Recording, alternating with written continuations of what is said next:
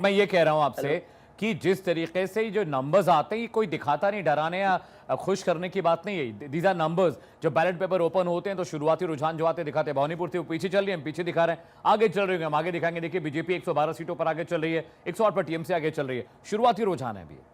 जय बच्चे।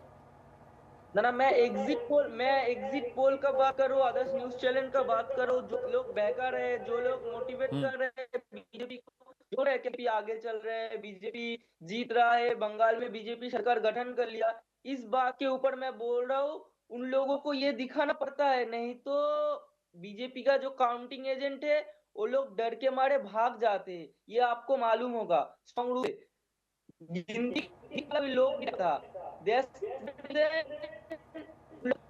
खाना पड़ता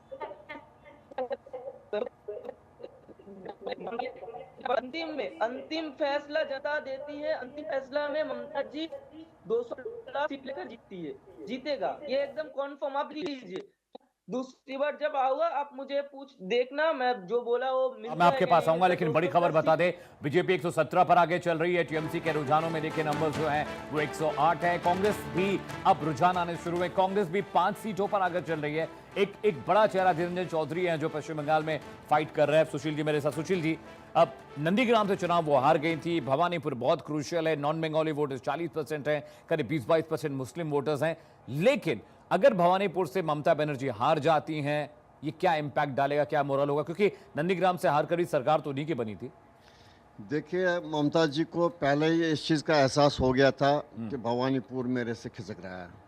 आप देख लीजिए, उसका रात को ज़्यादा स्ट्रांग रूम में 4 घंटा वहाँ पर गुजारना, या उसके बाद जो उन्होंने स्टेटमेंट इमीडिएटली दे दिए कि ये जो इलेक्शन हो रहे हैं डेमोक्रेटिक वे में नहीं हो रहे हैं, ये पुलिस के बंदोबस्त में हो रहे हैं, सिक्योरिटी फोर्सेस के अंडर हो रहा है, बीजेपी के अंडर वो काम कर रहे हैं।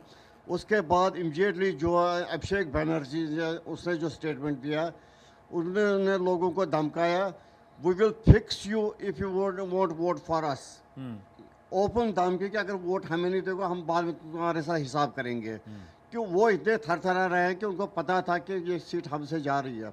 ओवरऑल जो कोलकाता की पोजीशन है, जो दूसरे स्पेशली जो दूसरा ये कंप्लेन तो अभी करेंगे ऑब्जर्वर के पास, अभी जा रहे हैं उसी के पास। एरियाज है जैसे साउथ पैरागाना है, वहाँ 50% से ऊपर मुस्लिम पॉपुलेशन है, उनका जो वोट जा रहा है वो 100% टीएमसी को जा रहा है। ऐसे 2-3 इलाके हैं, जैसे हावड़ा में भी हावड़ा ज़िले में 30% से ज़्यादा आबादी है मुस्लिम की, वो टीएमसी को जा सकता है। लेकिन इस बार जो हुआ वोट पूरा पोलराइजेशन बेस पे हो रहा है। जो हिंदू वोट पड़े वो बीजेपी को सारा पड़ेगा, और जो मुस्लिम वोट है जो टीएमसी को पड़ेगा। पहले क्या होता था, जो हिंदू वोट था वो डिवाइडेड होता था, आधा टीएमसी को जाता था, आज भी आधा बीजेपी को जाता था। लेकिन जो मोदी जी ने और अमित शाह जी ने वहाँ लोगों से वादे किया, लॉ एंड ऑर्डर सुधारेंगे, महिलाओं को सुरक्षा देंगे, यूथ को जॉब्स मिलेंगे, यहाँ तक कि आज तक ममता दीदी ने वहाँ पर ये आयुष्मान की स्कीम जो है, जिससे महिलाओं को भी स्वास्थ्य का फायदा मिलता है। बिल्कुल सुशील जी, जो आप बता रहे हैं बहुत क्रेडिबल इन्फो है। लेकिन देखिए, वो दर्शक जो अभी भी इंडिया न्यूज से जुड़े उनको मैं बता दूं, शुरुआती रुझानों में बीजेपी 115 पर आगे चली, बंगाल में टीएमसी 102 पर। इसके अलावा असम के रुझान भी आ रहे हैं, बीजेपी और गठबंधन 62 सीटों पर आगे चल रहे हैं, कांग्रेस 10 पर, अदर्स का खाता खुलता दिख रहा है। इसके अलावा केरला में बीजेपी 2 सीटों पर आगे चली, एलडीएफ 64 पर, यूडीएफ के नंबर भी बहुत इंटैक्ट है। देखिए, तमिलनाडु और केरल में बीजेपी तो सिर्फ यही चाहेगी कि वोट परसेंटेज बढ़ जाए, कम से कम तमिलनाडु में, केरल में 1 या 2 अदद सीट अगर आ जाती तो शायद बीजेपी का प्रदर्शन बेहतर, कहते हैं आप। लेकिन पश्चिम बंगाल में ए.के. मिश्रा जी, बहुत कांटे की टक्कर है, बीजेपी 115 पर आगे चल रही है, टीएमसी 102 पर, कांग्रेस का खाता भी खुलता दिखाई दे रहा है, 5 सीटों पर कांग्रेस आगे। ए.के. मिश्रा जी, मैं लगातार आपके और विभिन्न चैनलों पे ये बोलता रहा हूं कि आसाम में क्लीन स्वीप जो डाटा दिखा रहे हैं, कांग्रेस बहुत कम है। बंगाल के लिए मैं हमेशा बोलता रहा हूं कि ज्यादातर मुझे चांसेस है वो कांटे के टक्कर के हैं। आपके इस रूम में भी अभी देखिए, हमारे मित्र सुशील जी, इनका जो पहला वक्तव्य था वो टीएमसी के फेवर में था, अब बदल गया रुझान को देख के। नहीं, मुझे याद है आप मेरे साथ आए थे। अभी भी नहीं, मैं मानता हूं, मैं देखिए मैं भी इस चीज को मानने के लिए तैयार हूं।